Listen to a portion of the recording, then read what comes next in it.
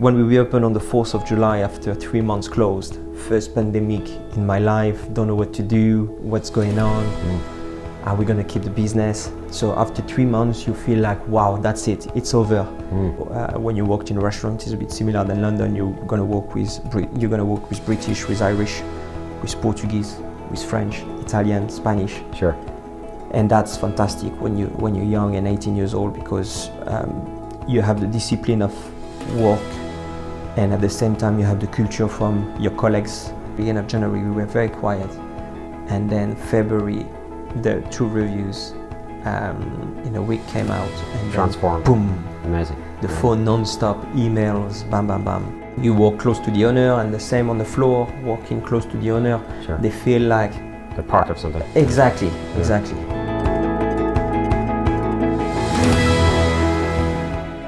Our eating habits are changing. We're demanding better dining experiences, and the food market has never been so competitive. Starting and succeeding with a food business is challenging, but some determined and passionate entrepreneurs are flourishing.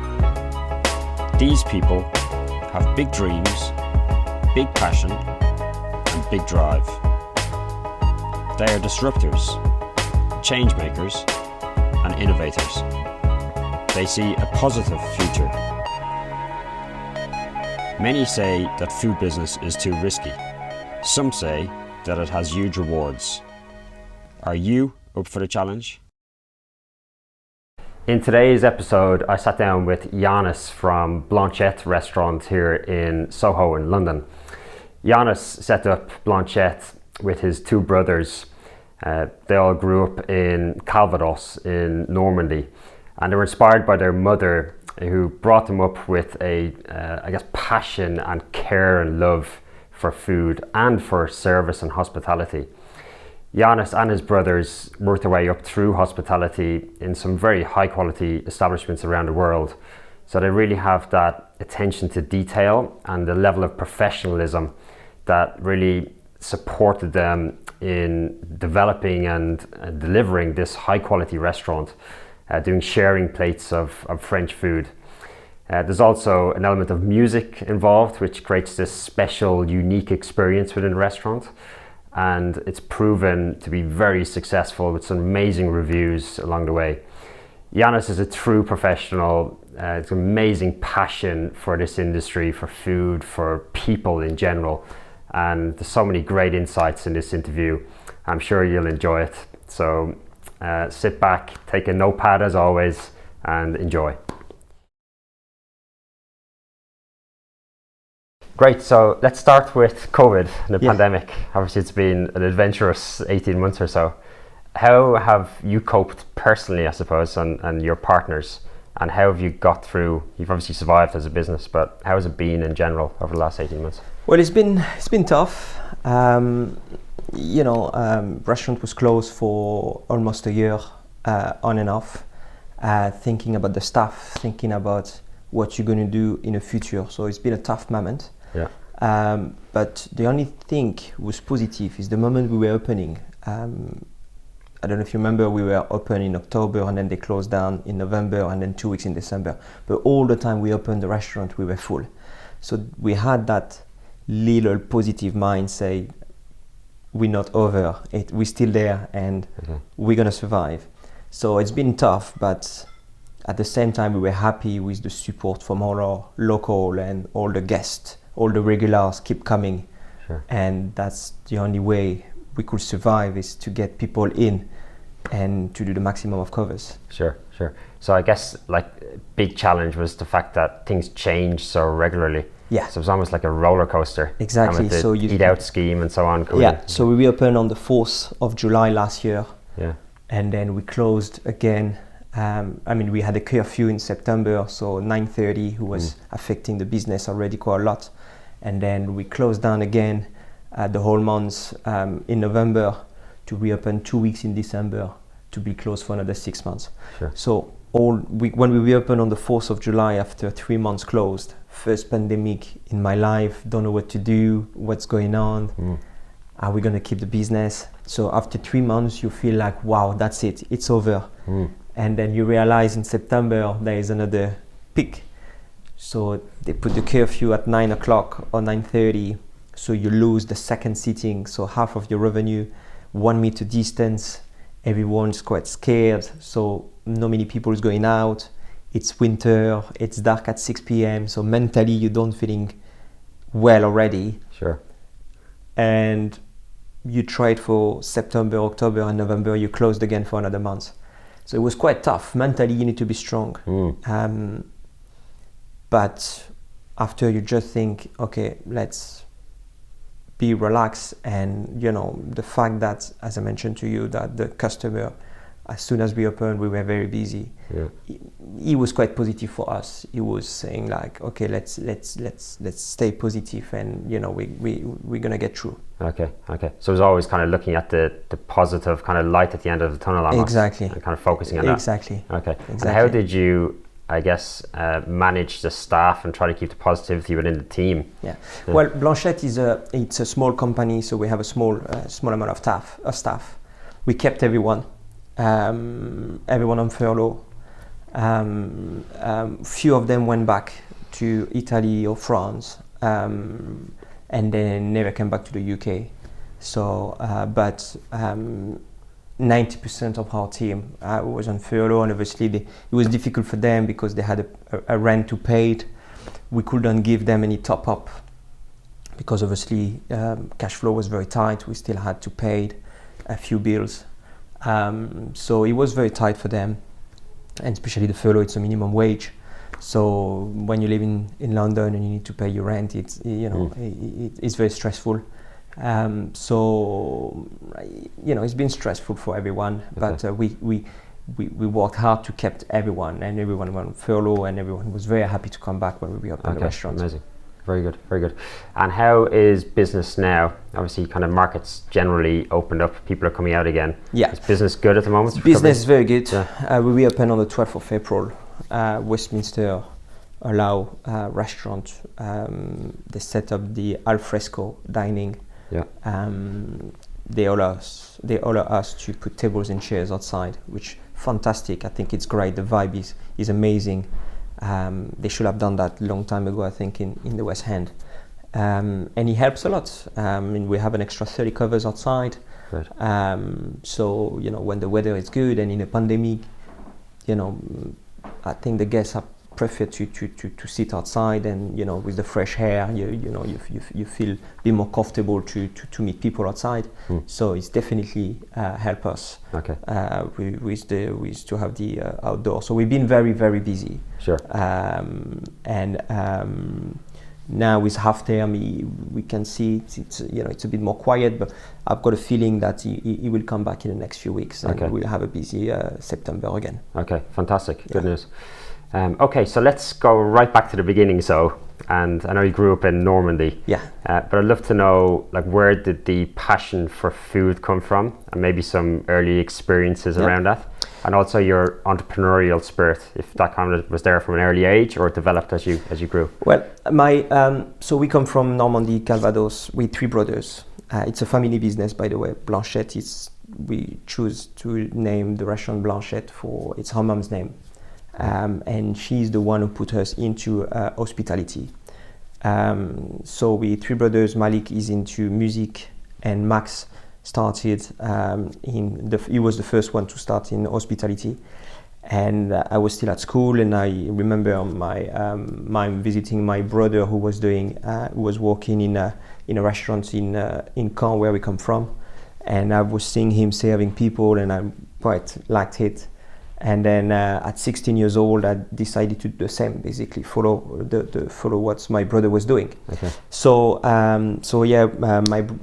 but it's mainly my mom who put us. She was always cooking at home, and the Sunday lunch was very important, and peeling potato on the early age, and all these kind of things, and even to the mise en place of a table for the family, it was very important for us. Okay. Spending times on making sure that the table is ready and have a good time, have a good family lunch. It was very important for us. Did your mother work in hospitality? No, not at all. Not at all, but she always loved it.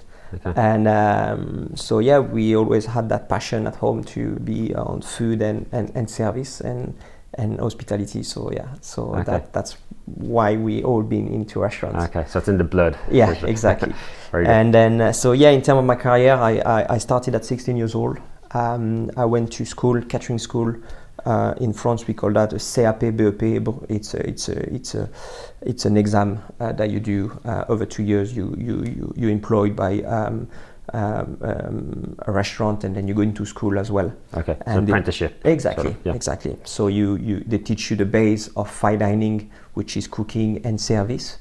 And then I was at the same time employed in a classic brasserie. It was very good. And then I had my exam, and after my exam, I decided to move to Spain. I was just 18 years old. I went to Marbella. I had some friends, and my brother Malik, who is into the music industry, was already doing some season in Marbella, playing in some different hotels.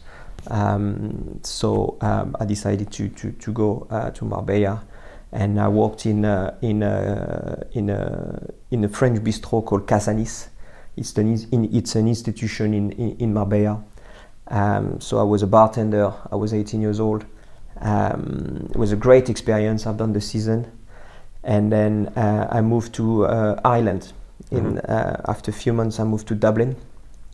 I wanted to learn English, and my brother Max, who started, was in Dublin at this time. So I've joined him in Dublin, and then that's really where I started my career in terms of knowledge on wine. It was a bit more serious. When I worked in Marbella, I was a bit more friendly with friends. The season More casual. yeah. But when I arrived in Dublin, it was more. I worked in La Stampa. Was a famous restaurant, a famous luxury brasserie at the time. I worked in Peblos, they're still here. It's a luxury brasserie in Dublin. I worked in Eli Wine Bar, who was nominated the best wine list in Europe in 2007. So that was a great experience. And then so I worked in Dublin for 2 years. Was amazing. And then it's what is good on moving in this kind of country. It's you learn as well when you're young on different culture. So when you work in a restaurant, it's a bit similar than London. You're gonna work with British, with Irish, with Portuguese, with French, Italian, Spanish. Sure. And that's fantastic when you're young and 18 years old, because you have the discipline of work. And at the same time, you have the culture from your colleagues from different countries, different languages. You're going out, all these kind of things.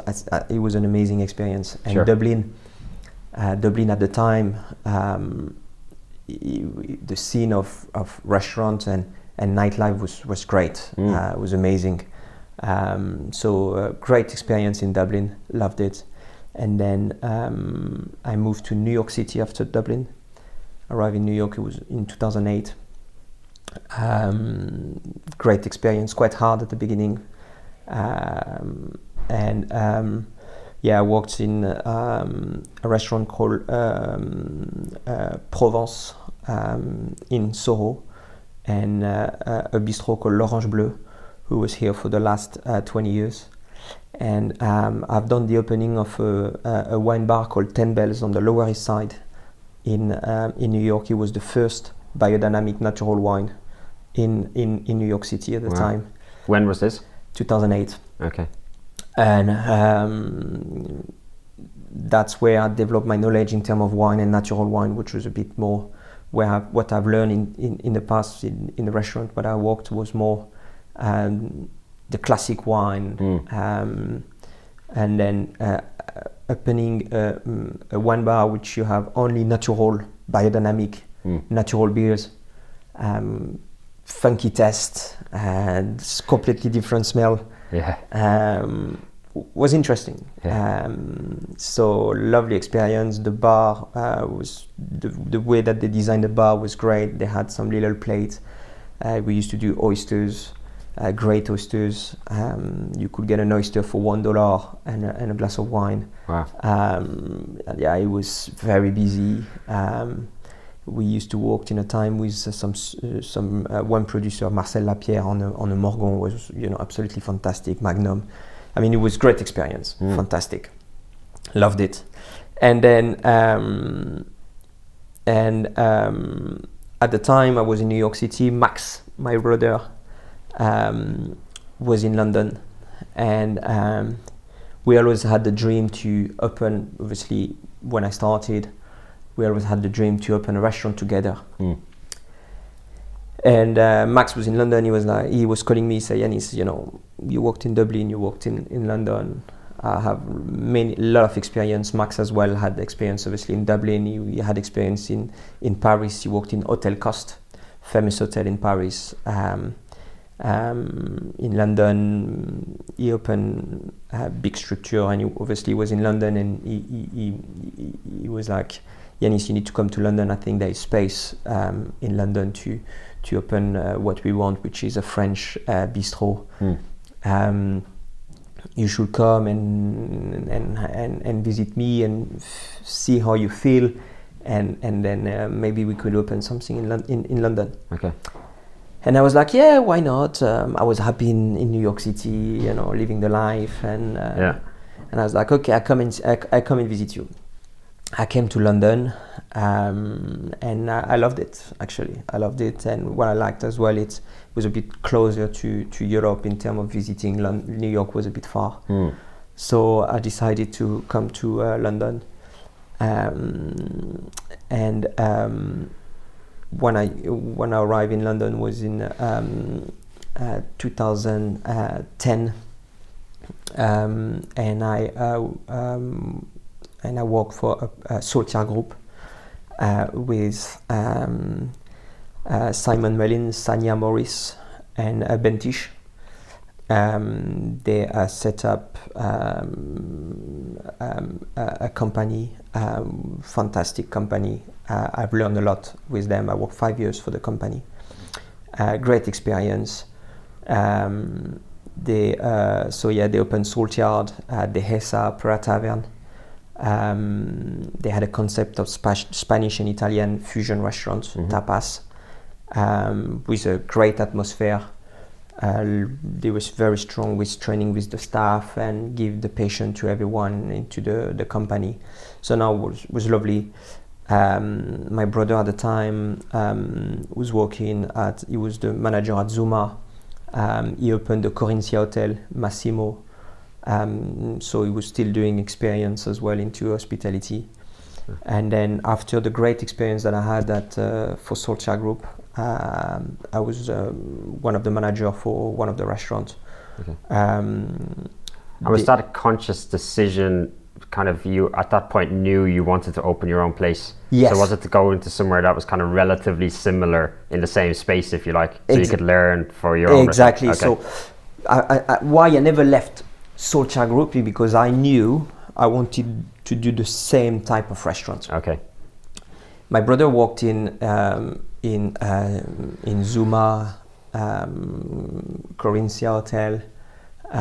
He worked at the St. Martin's Lane. But myself, I've knew straight away the setup, and I had a few offers from different company at the time. Some people approached me, would you be interested to be the GM for us? And I always say no, because first of all, Sanya, Simon and Bentish always been great with me, honest, and I knew what I learned with them, it will be great for my restaurant. Sure. Because it's exactly the setup I wanted to do. So one day I had kind of an appraisal with the bosses, because obviously I was the GM, and they asked me what you want to do, and I told them, guys, I want to open my own restaurant, and then they offered me to help me. So it was really good. It's quite unusual. That yes, one, isn't it? very Usually unusual. The reaction is the opposite. Exactly. I could, what I wanted to do, it's exactly the same as they do, but on my style. Obviously, I don't want to copy anyone, but take an idea, and then after you're doing on your on the Sure. we turn it into French, and then it's you come to Blanchette, and what have they been doing? I think it's quite different. But yeah, no, they helped me. Sanya Morris, her dad, which is Tim Morris, he's still the financial director of Blanchette, and he's looking after the finance of the restaurant. He helped me a lot. So from beginning to set up a business plan, find investors, meeting with the landlords and all these kind of things. I mean, they're being amazing. They're being super good.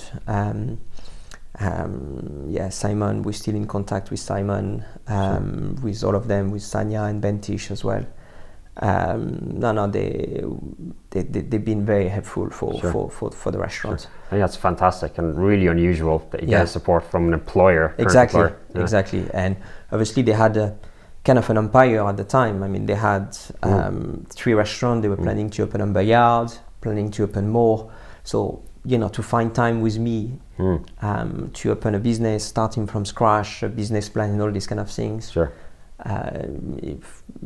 Sure. It's very generous, very, very generous. Sure. And is that something that you kind of knew that you wanted or needed, like that level of support, or it just kind of came about? Or? It came like that. I mean, I will have done it obviously without, but it will have been harder. It will have possibly take a bit longer to find a site and to find investor. When you approach people to invest in a business, I was very young, and when you have the support of Solskjaer Group, it was gives you a lot of credibility. Exactly. And what is very important, and for them, it's like they're gonna help me, but it's gonna be my own restaurant, my brother and I. It's not, you just help me, but they understood straight away that we're not gonna argue in terms of percentage or anything like that. No, this is my business. And they understood. They were just here to help me, and I think I worked very hard for them. I spent 5 years. What they did, it's the tapas, but I became the face of the place I was managing. All the clients were calling me on my mobile to get a table. They were not in touch with Sanya or Simon. So I think they thanks me as well for all the job that I've been doing for the last 5 years. Sure. We had that relation straight away that, it was very, we were the trust, and we became very friend. Sure. And same with Bentish.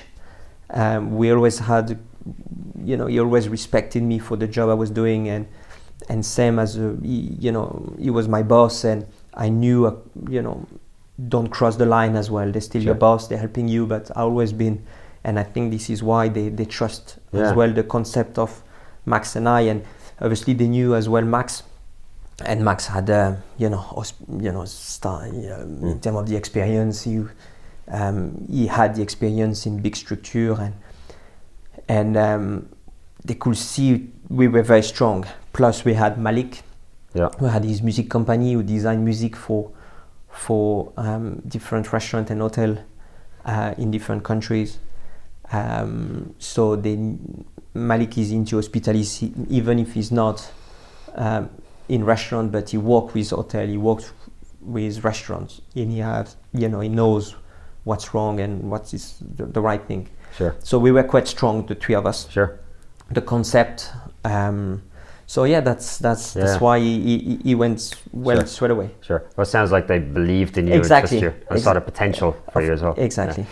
So how did you then go about developing the concept and the design? And I know you did sharing plates and so on. How did that come about? So the sharing plate, obviously, because back in 2012, 2013, 14, sharing plate was the big things in London. Yeah. And if you look at all the Asian, new concept Peruvian. They all were doing sharing plate at the time, so I think it was good to do. And what I liked, it was you can order a bit of everything on the menu, and then if you're disappointed with one dish, at least the other one you love, you're gonna like it. So I think it's great, and the fact of sharing was a good idea. Yeah. So this is why we went to sharing concept. Okay. And the name, because Blanchette, her mom's name is Blanche, nickname is Blanchette. She was the one who put us kind of into hospitality, so it was a little nod to her. Exactly. Yeah. And in terms of the design, it's the three of us. Max is very strong on the details. I guess it's the experience that he had in the past with working at hotel cars in a big structure. So he brought his little touch, but mainly the design. It's the three of us basically who decided and choose what we wanted in terms of the color, the design of the restaurant. Okay, and did you take inspiration from somewhere for that, or like Not from really. France even? Yes, I mean in terms of we have our friend called Aldo Gigli. It's a famous artist who did some hand painting on the tiles.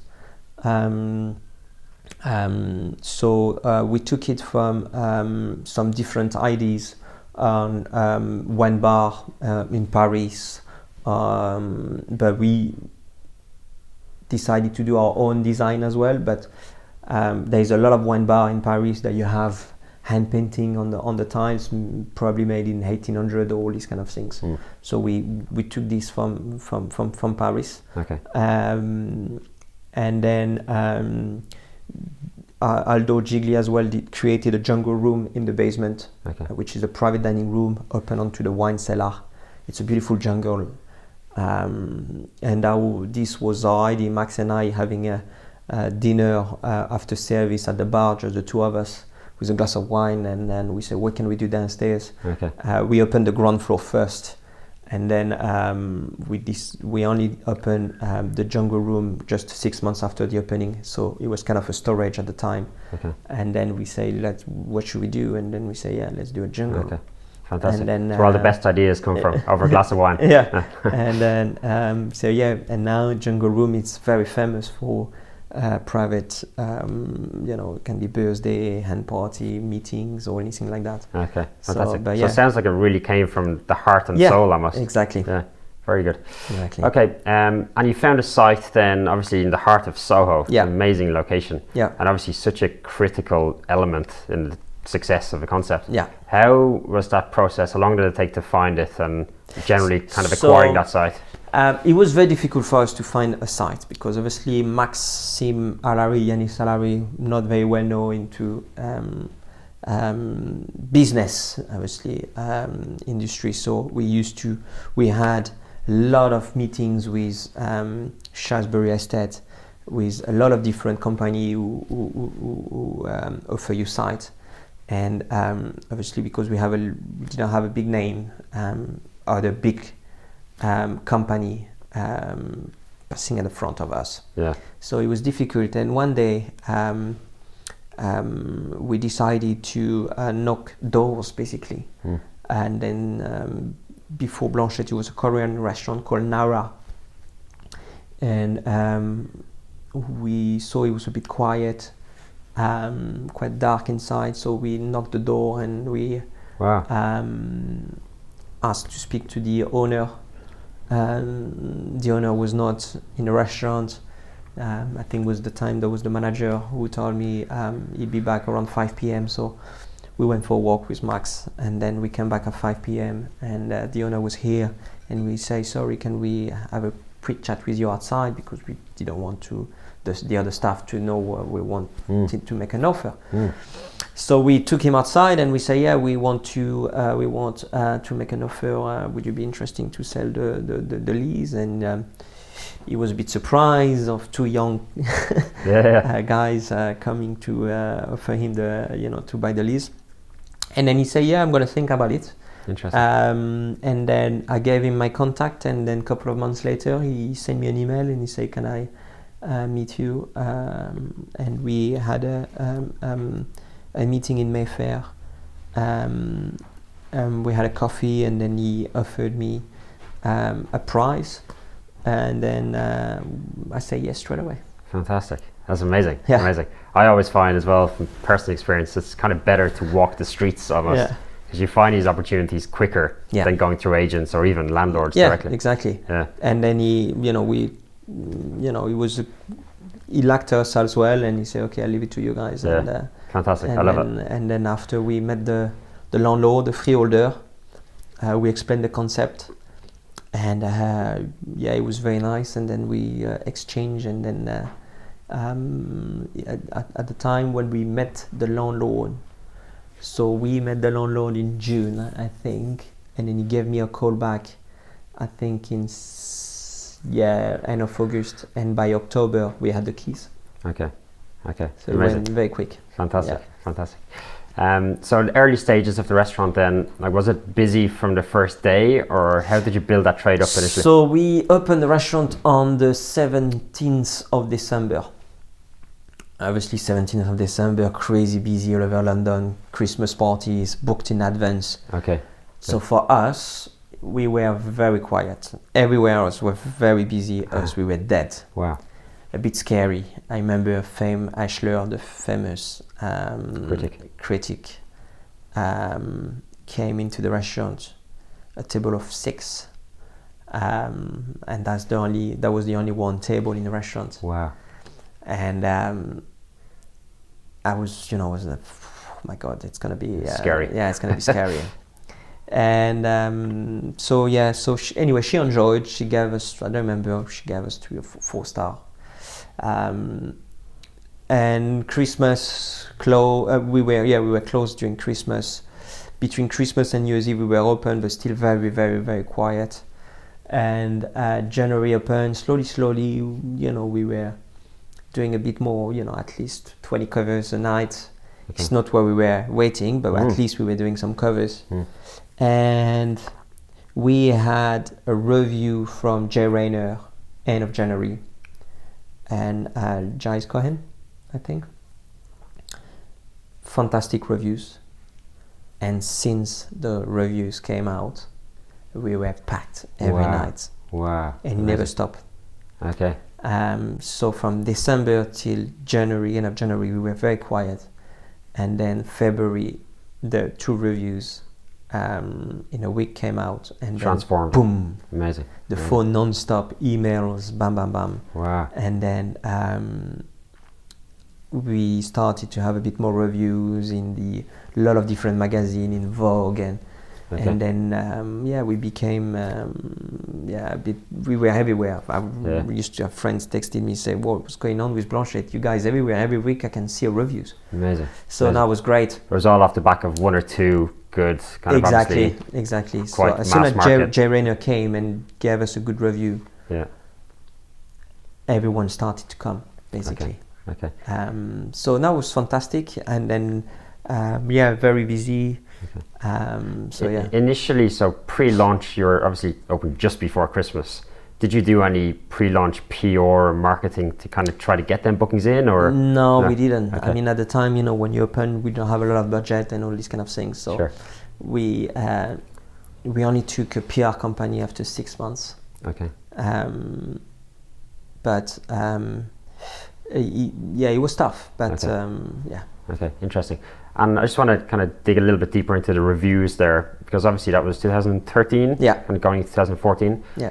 How have you seen that landscape change, and I guess the power of those, let's call them traditional critics, if we can, into kind of more social media, I guess organic social media, but also influencers and bloggers and so on? Have you seen like a tangible shift there in the power of that, or not so much?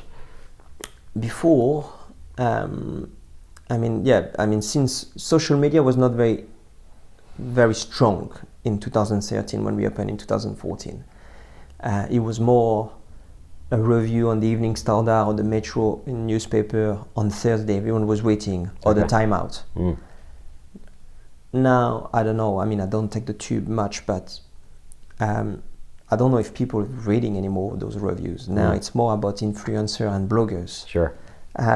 So there is a big difference on what it used to be and now in terms of the bloggers and the journalists, definitely. Okay, interesting.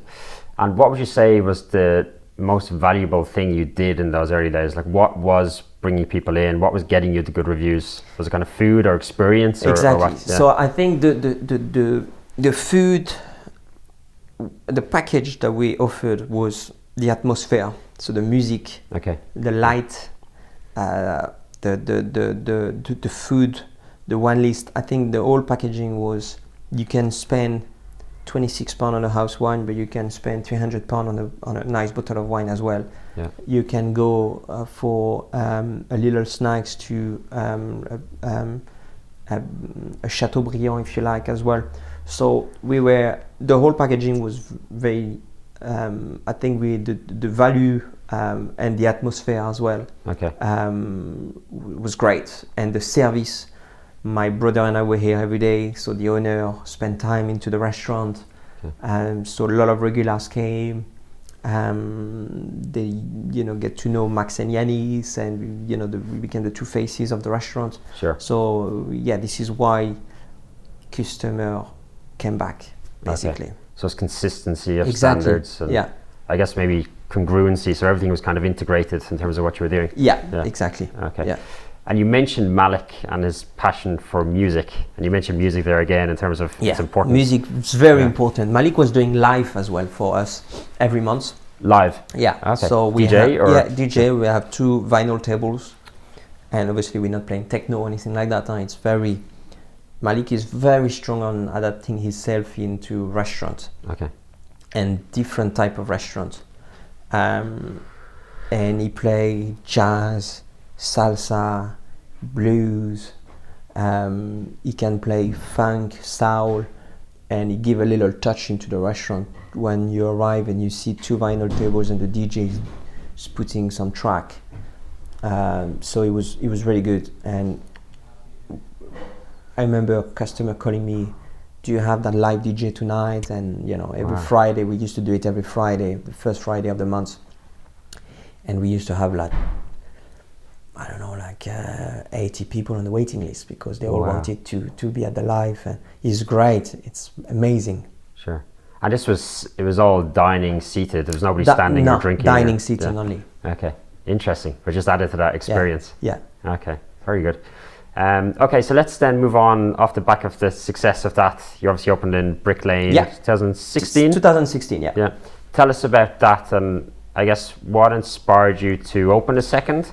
What was the ambition at that time? And why in particular that location? Because obviously very different to Soho in many respects. So we, 2016, we were looking for a second site. We say, why not Shoreditch? We had the offer to open in Brick Lane. The site was available. I think it was a mistake from my brother and I.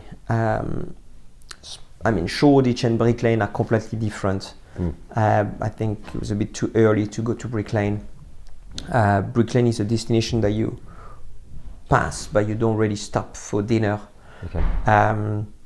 But anyway, we opened Brick Lane in 2016. We did a great decor. It was the French odalisque on the bar, hand painting by Aldo Gigli. We did a Picasso, Côte de Provence Picasso room for the private room at the back of the restaurant. So very beautiful decor, nice atmosphere again, music, food. We had a little touch of Moroccan dishes. So we had those Moroccan baked egg and the merguez sausage roll as a snack, but still with that French influence. So we had those classic that we had as well in Soho. So very busy. We started, quite busy. Obviously, we had a name, so a lot of people, crossing London to come and see us. And so no, it was really good, but it was a lot of work for obviously no many return and quite far from Soho and Brick Lane. So we decided to to stop. And I think the way, I think Shoreditch is great. I love to go to Shoreditch, but our style, my brother and I, it's more the West End, I will say, than Shoreditch. Okay. In terms of service style? Exactly. Yeah. I think we fit more into the West End than Shoreditch. Sure. But I mean, it was a great experience for us. I don't regret anything at all, because obviously, set up a restaurant. It's it's great. It's a great feeling. Yeah. No, I think we did something fantastic. Yeah. But it didn't work, and then Sure. we moved on. Yeah. And then we stopped the adventure in Shoreditch is because we've been approached by the Shangri-La Group Hotel in 2019. And they offer us to do a pop-up at the Shangri-La Hotel in Mauritius Island. And we accepted the offer. I mean, it was fantastic. And my brother and I, we moved to Mauritius for 3 months. And we did the Blanchette. We did Blanchette at the Shangri-La Hotel. So it was before pandemic, and after the pop-up, at the end of the pop-up, they offer us to come back over the winter, and probably a bit longer than 3 months. So we said, why should we stop the adventure with Brick Lane, put it on the market, and concentrate on Soho, and maybe do a bit more pop-up with the Shangri-La Hotel, and then see how it goes in the future. Okay. And that was the reason. And then after, obviously, we had the pandemic, so we haven't been back to the Shangri-La, because obviously the island is closed. But that was a reason as well what they had in mind as well to sell Brick Lane. Okay, interesting. And I guess are you following kind of like a structured growth path, or are you kind of just seeing where things lead with the brand? Or this is why the idea. Was the idea at the beginning. Okay. I think now we realize that growing is not easy. I mean, you need to be careful, especially in London. There's a lot of competition. So at the moment we got one who's doing well. If there is opportunity to open a second one, we will go straight away. Okay. Of course, but we're gonna take our time and see how it goes. Okay. Yeah. Makes sense. Sensible. But what we looking at the moment is really keep doing some pop-up. The experience that we had at the Shangri-La was fantastic. So we really want to keep doing pop-up in hotels, and to bring and offer them the experience of the music, the food, the service, the atmosphere. I think it's Sure. we have something, we have a strong concept. Yeah. And it's a great way of testing and validating particular locations as well. Exactly. Yeah, without too much risk, obviously, or cost. So this is why we want to focus on as well. Okay. Just to finish on Brick Lane, because I remember that restaurant and I loved it. I thought the design was fantastic and the experience. I actually thought it did stand out in Brick Lane, but for me it was a destination that wasn't too far from Shoreditch, or the heart of Shoreditch. Yeah, because we were on top, just off Retro Street. Yeah.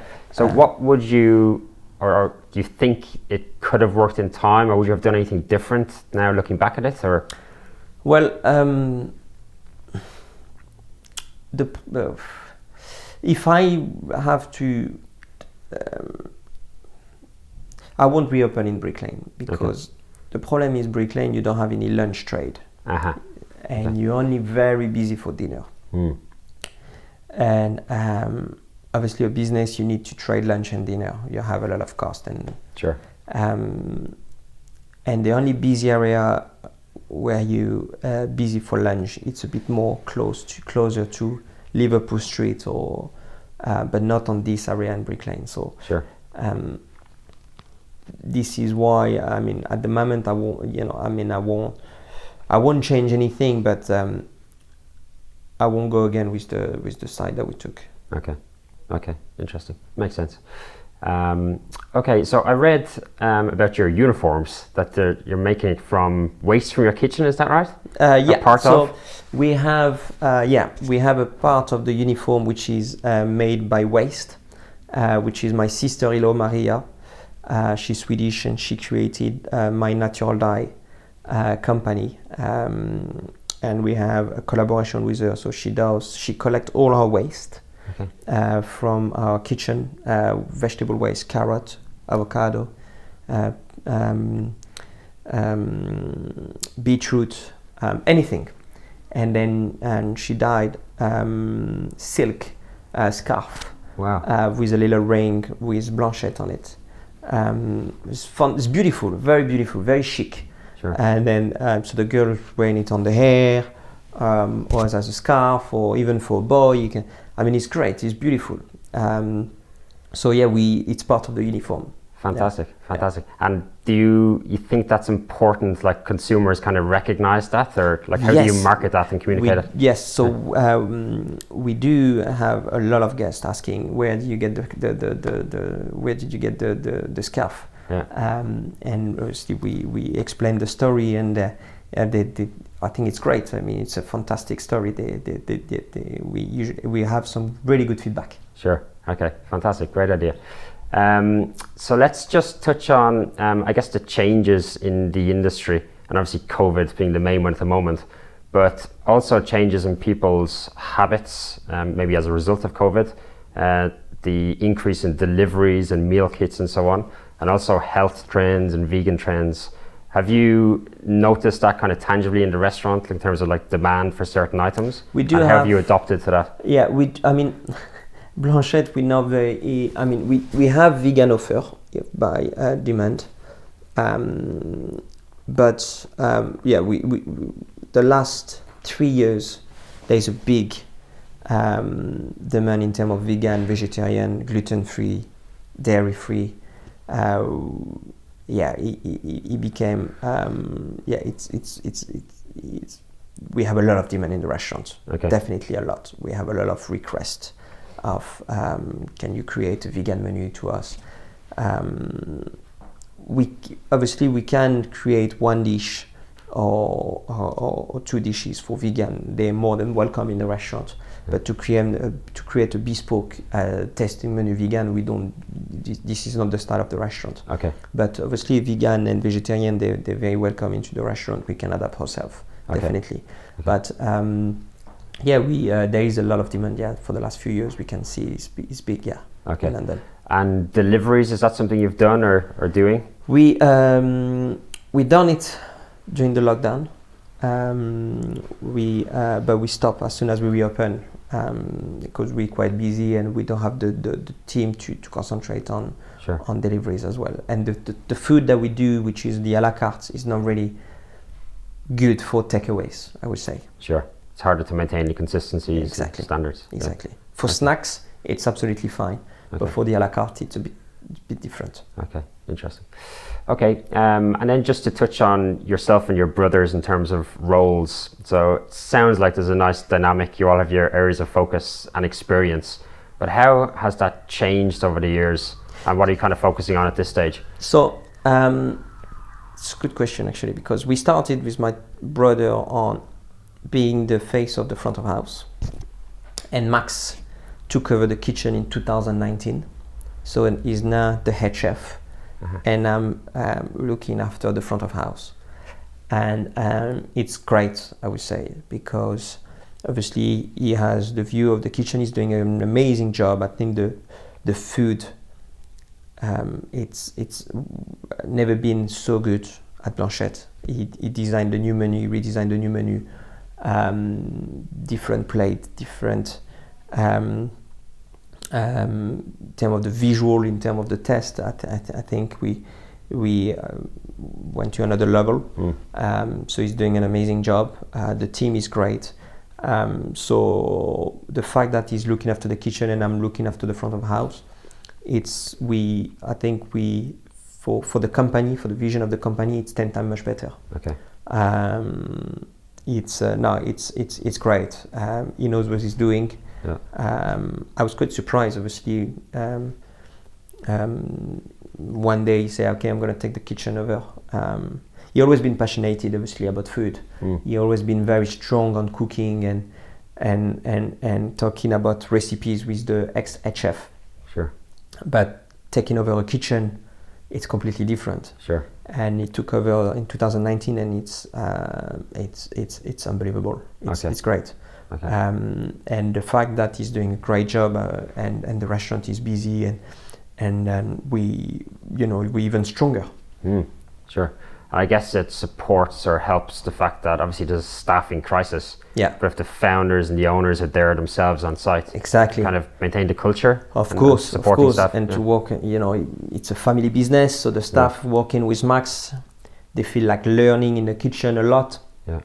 You work close to the owner, and the same on the floor, working close to the owner. Sure. They feel like they're part of something. Exactly.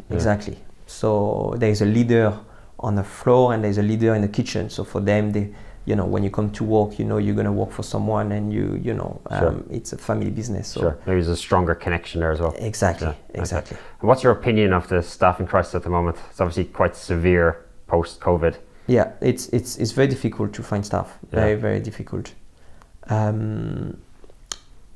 Obviously, that's the way it is, and hopefully in the next few months it'll get better. But I think we're missing 200,000 people in hospitality in London. So yeah, it's tough, but that's the way it is, and I think we need to stay positive. Okay. And hopefully it'll change in the next few months, and everything get back to normal. Okay. And the fact that the government opened the borders again, maybe we get a bit more people, and I don't know how it's going to work in terms of European people to work in the UK, but I really hope they will let foreign, to come and be able to work in hospitality, because obviously we need them. Okay. We need them. Sure. It's very important which is in all category, which is from a kitchen porter to a general manager. Sure. We need support. Okay. Okay. So, yeah. And how do you, as a team, I guess, overcome that, or kind of make the most of what's out there and try to attract and retain people? Is it kind of more cultural, or do you have incentives or referral schemes or anything like that? Or no, it is very cultural, actually. Yeah. Yeah, it is. Okay. Yeah. So it's supporting people kind of internally. And yeah. Okay, makes sense. Okay, and what does the future hold then for yourselves? Do you see kind of big growth plans, or are you taking one step at a time? Or? Well, at the moment it's to, I would say it's to survive with restaurants. Yeah. But now the support from our guests and the regulars have been amazing. So but it's to concentrate on Blanchette. We're changing a lot of things in the restaurant. Okay. As I mentioned, with the food and in terms of service.